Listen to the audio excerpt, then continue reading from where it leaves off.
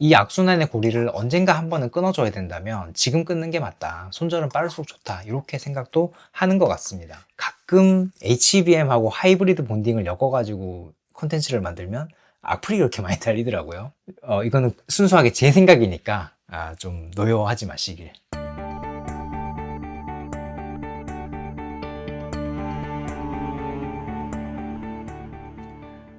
안녕하세요. 한 주간의 테크 이슈를 정리해드리는 안석현의 테크나들이 12월 두 번째 시간 시작하겠습니다. 오늘은 반도체 두 개 하고요. 글래스 기판 소식 하나 준비했는데 셋 다 반도체 소식이네요. 첫 번째는 H208기로 한 트럼프와 안 받겠다는 시진핑. 이번 주에 이 소식이 되게 시끌시끌했죠. 주 초에 기사가 나오기 시작해서 주 후반까지 지금 계속 달구고 있는데, 원래 미국 정부가 엔비디아로 하여금 중국에 수출을 허용해준 제품은 요 H20 요겁니다. 그런데 이번에 H200으로 한번 이것도 팔아봐라, 이렇게 이제 조건부 허용을 해주겠다는 거거든요. 이게 H20 대비해서는 H200이 성능이 워낙 좋고 그리고 단가도 더 높기 때문에 엔비디아 입장에서는 이제 중국 매출 확대를 기대해 볼 수 있는 거고요. 그리고 여기에 들어가는 HBM보다는 H200에 들어가는 HBM이 한 50% 정도 더 용량이 큽니다. 그래서 삼성전자나 SK 하이닉스 입장에서 이제 메모리 매출을 더 확대해 볼 수 있는 기회거든요. 우리나라 언론들도 요 뉴스에 되게 관심이 많았었습니다. 일목요연하게 좀 보면 지금 허용되어 있는 게 요 H20 요거고요. 앞으로 허용해 줄 게 H200 요겁니다. 여기에서 오른쪽으로 한 칸 가면 성능이 한 6배 정도 좋아지고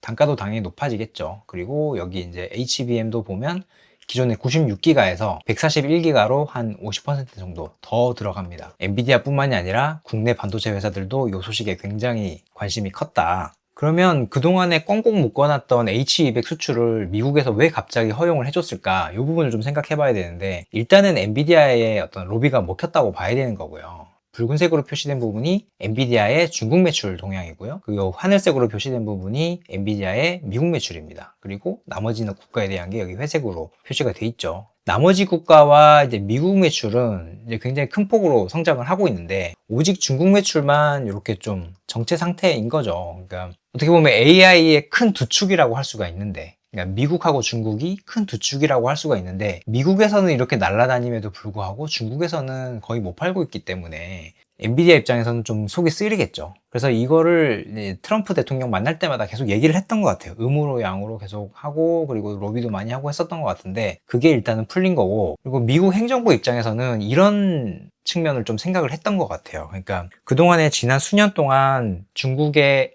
엔비디아 GPU를 수출을 못하게 막아놨더니 화웨이, 캠브리콘, 바이렌 같은 현지 AI 반도체 회사들이 걸기를 해서 자국파를 하려고 지금 엄청나게 노력을 하고 있잖아요. 근데 사실 그동안에는 별로 그렇게 눈여겨보지 않았었는데, 최근에 그런 효과들이 점점 나타나고 있는 거거든요. 엔비디아 GPU 수출만 막으면 중국에서 AI 산업이 발전을 못할 거라고 봤던데, 아니 웬걸 이게 자꾸 자국산 반도체를 쓰기 시작하고, 특히나 이 SMIC가 EUV 없이도 5나노 반도체를 또 만들기도 하고, 이렇게 점점 성과가 나고 있으니까 이게 GPU를 막는다는 게 능사가 아니구나 라고 하는 생각도 좀 하고 있는 것 같습니다. 차라리 조금씩 풀어주면서, 비교적 쓸만한 제품들을 풀어주면서 이 자국산 반도체에 대한 자금 노력을 무마시키는 게 훨씬 더 효과적이다 라고 생각을 하고 있는 것 같습니다. 그러니까 만약에 지금 H20에서 H200으로 규제를 풀어주게 되면 중국에 있는 빅테크 회사들 있잖아요. AI를 개발하는 빅테크 회사들 입장에서는 그래, 화웨이랑 캠브리콘, 바이렌 니네 잘하는 거 알아. 근데 일단은 우리가 LLM을 학습을 하고 그 다음에 추론을 하는 게 너무 중요하기 때문에 일단은 엔비디아를 쓸게, 이렇게 될 거 아니에요. 물론 중국 정부에서 좀 압박을 하긴 하겠지만 기업들이 자발적으로 이 회사 제품을 쓰는 거하고는 분명히 효과가 좀 다르겠죠. 그래서 이번에 미국이 H200을 중국에 수출을 허용해 준다고 하더라도 중국 정부가 나서서 사용 제한을 할 거라는 얘기도 있습니다. 왜냐하면 지금 한창 자국 내 회사들이 자체 개발한 반도체들을 막 POC를 하고 있는데, 만약에 이번에 H200이 들어와서 또 이 시장을 다 쓸어버린다, 중국의 GPU 시장을 다 쓸어버린다고 하면 이제 싹이 점점 자라고 있다가 다 죽어버릴 거 아니에요. 차라리 이거를 준다고 하더라도 우리가 끊어버리고 손절을 쳐버리자, 이런 생각도 하고 있는 것 같습니다. 비록 H20에서 H200으로 한 단계 점프업 시켜준다고 하더라도 지금 최신 반도체에 비하면 많이 늦은 상태이긴 하거든요. 이번에 젠스왕 CEO랑 이재용 회장 그리고 정의선 회장이 만나서 깐부치킨에서 회동을 했죠. 그러고 나서 우리나라가 이제 엔비디아 GPU 26만 개를 수입을 하기로 했는데, 그때 수입하기로 한 26만 개가 요거거든요. GB200. 그런데 중국은 이번에 풀어줘서 지금 H200 요거라는 거 아니에요. 그러니까 요 세대 차이가 한 1년에서 1년 반 이상 나는 거라서 중국 입장에서는 이번에 H200 풀어준다고 해서 또 달랑 이걸 써버리면 자국산 반도체가 싹이 다 잘려버리면 계속 엔비디아에 끌려가야 되고 미국 정부에 끌려가야 되잖아요. 이 악순환의 고리를 언젠가 한 번은 끊어줘야 된다면 지금 끊는 게 맞다. 손절은 빠를수록 좋다. 이렇게 생각도 하는 것 같습니다. 다음은 낸드 플래시에 하이브리드 본딩이 도입된다는 뉴스입니다. 이게 한국경제에 나왔던 기사인데 SK 하이닉스가 2027년 양산을 목표로 하이브리드 공정을 도입한 300단대 낸드 플래시 개발에 들어갔다고 합니다. 그러니까 이 낸드 플래시라고 하는 게 정보를 저장하는 비휘발성 메모리잖아요. 그래서 이 구조를 보면 크게 두 부분으로 나눠져 있습니다. 하나가 이제 메모리를 직접 저장하는 요 셀 부분이 있고, 이 셀을 구동하는 데 필요한 로직 부위가 있어요. 그리고 우리가 페리라고 합니다. 이렇게 편의상 그린다고 하면, 지금은 어떻게 만드냐면 이 웨이퍼 한 장에 일단 페리를 먼저 만들고요. 그 페리 위에 셀을 이렇게 쌓아 올려가지고 200단, 300단 이렇게 올리는 거거든요. 근데 지금 이 한국경제 기사에서 얘기하는 건 하이브리드 본딩 공정을 도입한다는 거잖아요. 이거는 반도체 웨이퍼 두 장에다가 한쪽에는 페리만 만들고 한쪽에는 셀만 만들어서 이걸 두 장을 이렇게 딱 붙인다라고 하는 거거든요. 근데 이 붙일 때 우리가 지지난 시간에 알아봤었던 하이브리드 본딩 공정으로 붙인다라고 하는 겁니다. 이 기술은 이번에 SK 하이닉스가 처음 하는 건 아니고 중국에 있는 YMTC가 가장 먼저 했었어요. 2017년인가 18년도에 이제 엑스태킹이라는 기술을 이제 발표를 했는데, 그게 이제 하이브리드 본딩으로 셀과 페리를 붙이는 기술이거든요. 여기 보시면 여기 회색으로 표현되어 있는 부분이 실리콘 웨이퍼입니다. 여기 아래도 실리콘 웨이퍼 두 장이 있죠. 그러니까 한 장, 두 장이 있고, 여기 붉은색 부분이 하이브리드 본딩으로 접합한 계면이거든요. 여기가 아마 페리일 거고, 여기 밑에가 이제 셀이죠. 셀과 페리를 만들어서 아래 위로 갖다 붙인다. 이렇게 하면 페리를 먼저 쌓고 위에다가 셀을 쭉 올리면 이 셀을 300단, 400단 올리는 와중에 이 페리가 상처를 받을 수가 있대요. 그러니까 이 위에 올라가는 것들이 계속 누진해서 스트레스를 주기 때문에 이 페리가 죽어버릴 수가 있는 거죠. 근데 이걸 만약에 따로따로 개발을 하면 셀을 아무리 적층을 해도 페리한테 주는 스트레스가 없겠죠. 그래서 따로 만들어서 붙인다. 근데 그동안에는 그 좋은 기술을 왜 그럼 안 썼는데, 단순하게 생각해봐도 아시겠지만 기존에는 웨이퍼 한 장에다가 페리 만들고 셀을 올리기 때문에 웨이퍼 한 장만 있으면 되죠. 근데 하이브리드 본딩을 쓰기 위해서는 웨이퍼가 두 장이 필요합니다. 하나, 둘. 그러니까 페리를 만드는 거 하나, 셀을 만드는 거 하나. 그러니까 일단 웨이퍼가 한 장이 더 들어가기 때문에 당연히 공정 비용이 많이 들어갈 수밖에 없고, 그리고 이 하이브리드 본딩이라고 하는 게 너무 어렵다고 제가 이 앞에 시간에서 제가 수차례 말씀을 드렸잖아요. 이게 굉장히 까다로운 기술이라고. 그래서 그렇게 어렵게 하느니 그냥 어차피 메모리라고 하는 건 단가 싸움인데 한 장에다가 만들고 적층해가지고 싸게 만들어 보자 라고 해서 아직까지는 이제 YMTC만 양산을 했던 거고, 근데 지금 키옥시아나 아니면 삼성전자나 다른 회사들이 조금씩 다 도입을 하려고 하고 있는 거라 언젠가는 이 낸드 업계 전반에 다 퍼지게 될 기술인 것 같습니다. 근데 이게 원래는 SK 하이닉스가 이게 V10에 이번에 도입한다는 거거든요. 그러니까 10세대 낸드에다 도입을 한다는 건데, 원래 예상하기로는 V11에 도입할 것 같았어요. 그러니까 요 차차 세대 이제 낸드에 도입할 것 같았는데 하나 땡겨서 지금 V10에다 도입을 한다는 거거든요. 근데 저는 이건 제 뇌피셜인데 좀 그런 것 같습니다. 이 하이브리드 본딩이 지금 되게 뜨거운 이슈가 되고 있는 게 HBM이잖아요. 지금 HBM에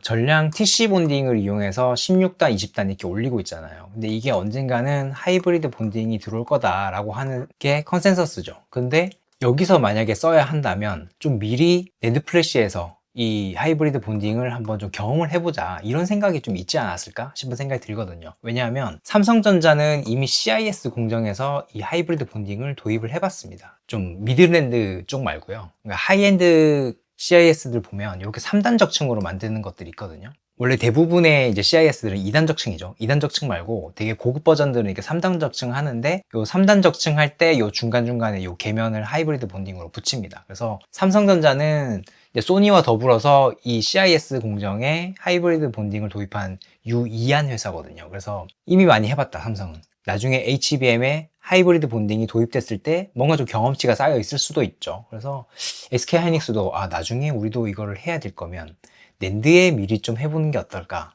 라는 생각을 하고 있는 게 아닌가? 저는 그래서 이 V11에 하려고 했던 걸 V10으로 좀 땡기는 거 아닌가 싶은 생각을 해봅니다. 이거는 그냥 제 뇌피셜이지 한미반도체 주주 여러분들 그렇게 좀 노여워하지 않았으면 좋겠어요. 그러니까 저희 이제 채널의 대부분의 이제 구독자분들은 다 선풀 달아주시고 응원해주시고 이런데 가끔 HBM하고 하이브리드 본딩을 엮어가지고 콘텐츠를 만들면 악플이 그렇게 많이 달리더라고요. 이거는 순수하게 제 생각이니까 좀 노여워하지 마시길. 마지막은 삼성전자가 JWMT에 지분 투자를 했다는 소식입니다. 이것도 한국경제에 나온 기사네요. 그러니까 삼성전자가 JWMT, 이게 이름이 바뀌었어요. 원래 중후엠텍이었었는데 올해 한 몇 달 된 것 같은데, 한 서너 달 된 것 같은데 JWMT로 이름을 바꿨고 지분 투자를 했는데 직접 지분을 넣은 건 아니고요. 삼성 벤처투자가 간접적으로 이제 지분을 확보를 했고 삼성전자가 그 지분을 보유하게 된 거죠. 근데 여기 있는 설명대로 이제 중후엠텍은 TGV 공정 관련해서 노하우가 있는 회사고요. 그러니까 유리 원장이 있으면 여기 이렇게 구멍을 뚫고 이 내부를 구리로 도금하는 그런 기술이 있는 회사입니다.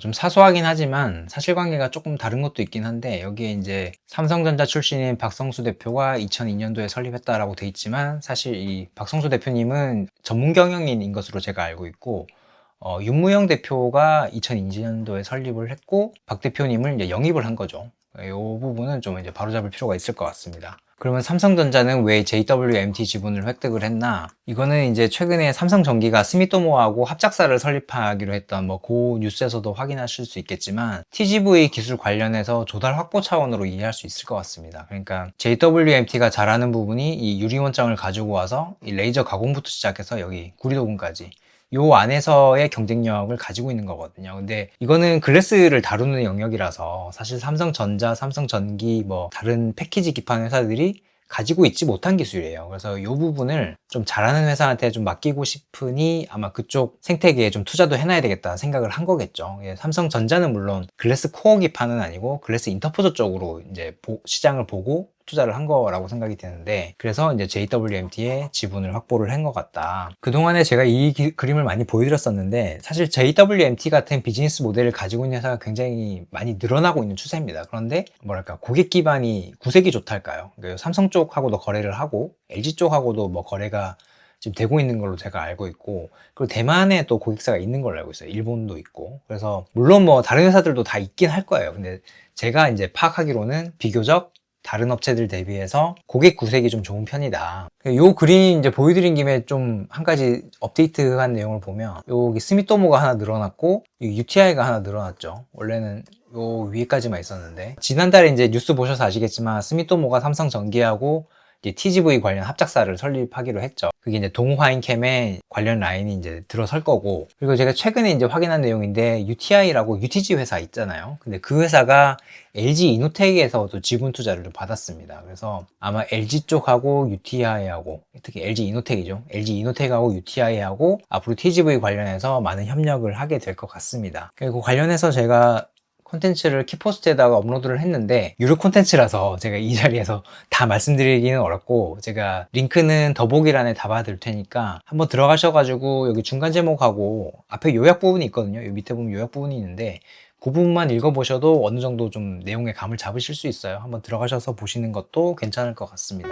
어제 오늘 기사들 나온 걸 보면 기존에 저희가 다루던 내용이 일부 나오죠. 그러니까 SK 하이닉스가 용인 반도체 클러스터에 투자를 해야 되는데 거기에 투자를 좀 손쉽게 하기 위해서 지주회사제 규정을 좀 고쳐달라 이런 건의를 했고 그거를 정부가 검토를 하고 있다 그랬었잖아요. 근데 실제로 이번에 보니까 정부에서 규제 완화를 추진을 하기로 했더라고요. 그러니까 주 SK가 있고 그 밑에 SK 스퀘어가 있고 그 밑에 이제 SK 하이닉스가 있는데 지금은 이제 공정거래법에 따라서 SK 하이닉스가 자회사를 가질 때는 지분 100%를 가져야 됩니다. 그런데 요걸 좀 고쳐서 100% 아니고 50%를 가져도 돼 이렇게 규정을 바꾼다라고 하거든요. 이렇게 되면 하이닉스가 50% 가지고 나머지 50%는 이제 다른 FI들을 유치를 해서 이제 자본 투자를 받을 수가 있어서 반도체 투자에 따른 부담을 많이 절감을 할 수 있죠. 근데 이게 제가 이 앞에 시간에도 설명드렸지만 그러니까 반도체 사업을 하고 있으면서 지주회사인 데는 SK밖에 없는 거거든요. 그래서 이 규정을 고침으로 해서 이득을 보는 회사는 SK밖에 없습니다. 그래서 저도 심정적으로는 요거를 고치는 게 필요하다고 생각해요. 지금 반도체가 거의 전 세계적인 전쟁 분위기인데 이렇게 해서라도 빨리 경쟁력을 확보를 하는 게 중요하겠죠. 그런데 이성적으로 생각해 보면 그동안에 지주회사제라는 걸 우리나라가 운영을 하면서 지켜온 원칙이 있는데 그걸 한 개 기업을 위해서 규제 완화를 해준 거잖아요. 그래서 이걸 허물어도 되는 건가 싶은 생각이 좀 들긴 합니다. 이왕 그렇게 하기로 한 거, 우리나라에 필요하다고 하니 이왕 그렇게 하기로 한 거 SK에서 좀 대승적으로 국내 소부장 기업들을 좀 많이 챙겨줬으면 좋겠다는 생각이 있습니다. 자, 오늘 준비한 소식은 여기까지고요. 저는 다음 주에 더 유익한 소식으로 찾아뵙겠습니다. 감사합니다.